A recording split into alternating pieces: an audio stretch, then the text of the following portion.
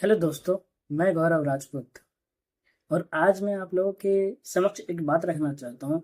बहुत सारे शेयर बाजार में एंट्री करते हैं और डायरेक्ट ऑप्शन करने लगते हैं, ऑप्शन ट्रेडिंग करने लगते हैं। एफएनओ जिनको बोला जाता है, फ्यूचर एंड्स ऑप्शन बोला जाता है जिनको। और इसी कारण वो लोग क्या होते हैं ना, एंट्री करते हैं एफएनओ में, बड़े बड़े सपने भी देखते हैं कि अब मेरे पास ये होगा वो होगा, मैं डेली पैसे कमाऊंगा, डेली 5,000 के 10,000, 10,000 के 1 लाख, 10 लाख, 10,000 के 20,000, 50,000 का। तो ये चीज होता है। मैं ये नहीं बोल रहा कि शेयर बाजार में पैसा नहीं कमाया जाता या फिर नहीं कमा रहे लोग, बहुत सारे कमा रहे। ये समंदर है, ये पैसे का समंदर है। इसमें रोज लोग निकालते हैं कुछ ना कुछ, लेकिन इसका निकालने का तरीका अलग है। जितने भी शेयर बाजार में नए आते हैं उनको ऑप्शन बाइंग से, फ्यूचर एंड ऑप्शन से दूर रहना चाहिए। ये मेरी सलाह है। बाकी आपकी मर्जी, कोई दिक्कत नहीं है। आप रहिए, खेलिए कूदिए, सट्टा बनाइए उसको, उससे कोई दिक्कत नहीं। फिर वही लोग लॉस बुक करके निकलते हैं। जब तक उनका बैंक अकाउंट खाली नहीं हो जाता उस तब तक उनको लगता है हम कुछ कमा लेंगे, लॉस लॉस रिकवर करने के चक्कर में। और बाद में जब लॉस भी रिकवर नहीं होता, उसके चक्कर में और लॉस हो जाता है, तो बोलते हैं ये तो सट्टा है, ये स्कैम है, ये फ्रॉड है। नहीं दोस्तों, स्टॉक मार्केट को बदनाम नहीं करना। स्टॉक मार्केट सच में पैसा कमाने का मशीन है, लेकिन उसके तरीके अलग हैं।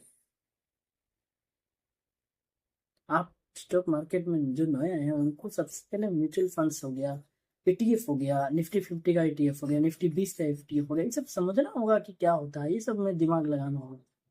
उसके बाद आप अगर कुछ पढ़ लिए हैं, कुछ अच्छा जान लिए हैं स्टॉक मार्केट के बारे में कि कंपनियां क्या होती है, कंपनी क्यों फंड मांगती है, क्यों आईपीओ होता है, क्यों इस पे लिस्टेड है शेयर बाजार में, एनएससी पे बीएससी पे क्यों लिस्टेड है, ये सब जब आप जान जाएंगे तब आप शेयर सिलेक्शन कर सकते हैं।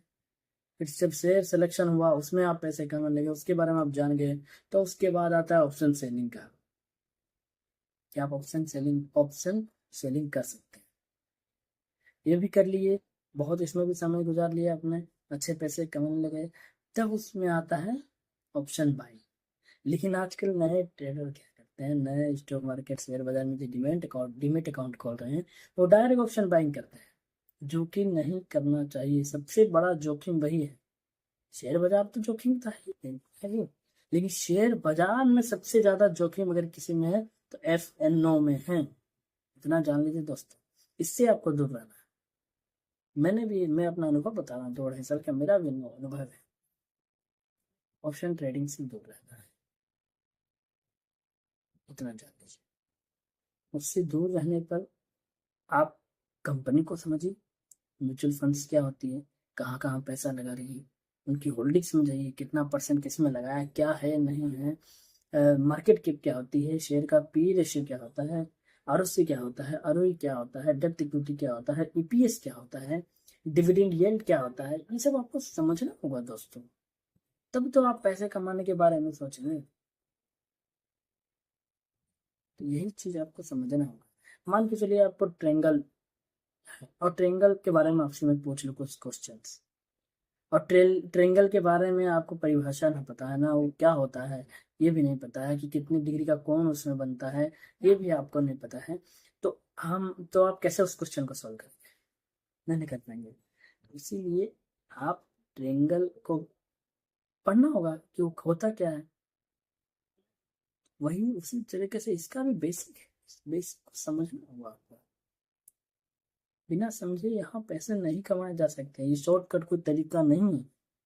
लोग, मैंने भी बोला समंदर है, तो इसका मतलब ये थोड़ा कि लोटा भर के निकाल लिया आ गया। नहीं, समझदारी से, पेशेंस निकालना होगा। निकाला जाए, मैंने भी निकाला शेयर बाजार से, और निकाल रहा हूँ, ऐसा बात नहीं। लेकिन समय देना पड़ेगा, यही चीज है। और इस वीडियो में लंबा नहीं करना चाहता हूँ, क्योंकि आज से हम लोग सीखेंगे इस पे, जो मैं सीखा हूँ और सीख रहा हूँ आगे। दोस्तों, हमें हमेशा सीखते रहना चाहिए। ये नहीं कि मैंने सीख लिया मैं बहुत ज्ञान हो गया नहीं, हमें हमको हमेशा सीखते ही रहना चाहिए, नॉलेज गेन करना चाहिए। तो मैं चाहता हूँ कि और जितने भी नए लोग जो स्टॉक मार्केट में आ रहे हैं, डीमेट अकाउंट ओपन करके ऑप्शन एफएनओ करते हैं, तो करना बंद कर दें। हम लोग सीखेंगे, एक रोड मैप रहेगा। आइए दोनों, आइए हम लोग मेरे साथ सीखते हैं और कमाते हैं। समझे दोस्तों? एक चीज आपको और भी बता देता हूँ। लोग, बहुत खराब लगता है जब सुनते हैं कि शेयर बाजार में के चलते जमीन बेच दी है, और घर गिरवी रख दिया, जमीन गिरवी रख दिया, गाड़ी बेच दिया। ये सब चीज नहीं करना है। शेयर बाजार में आप आइए ना दोस्तों, तो ऐसा पैसा लेके आइए, ऐसा पैसा जिसको आप भूलने की क्षमता, मैं ही नहीं बोल रहा हूँ आपके पास 1 लाख, आपके पास जो क्षमता है, आपके पास 10,000 क्षमता है।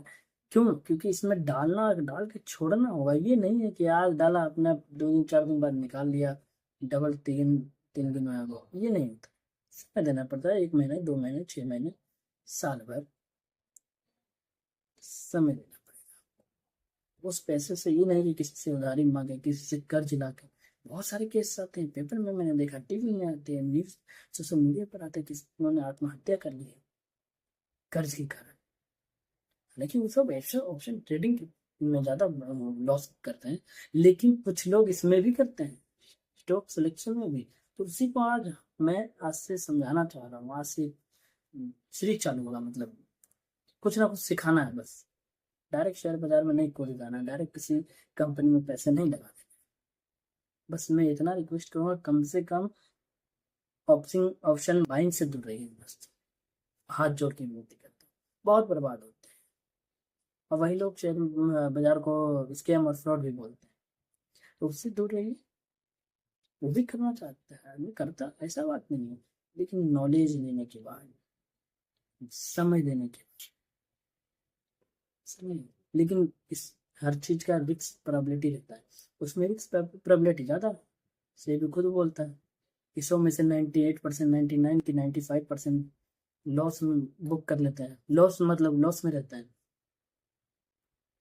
लेकिन स्टॉक्स में, म्यूचुअल फंड्स में, ईटीएफ में, इसमें रिस्क प्रोबेबिलिटी कम है। इतना समझ लीजिए, विशेष कुछ नहीं बोलूँगा।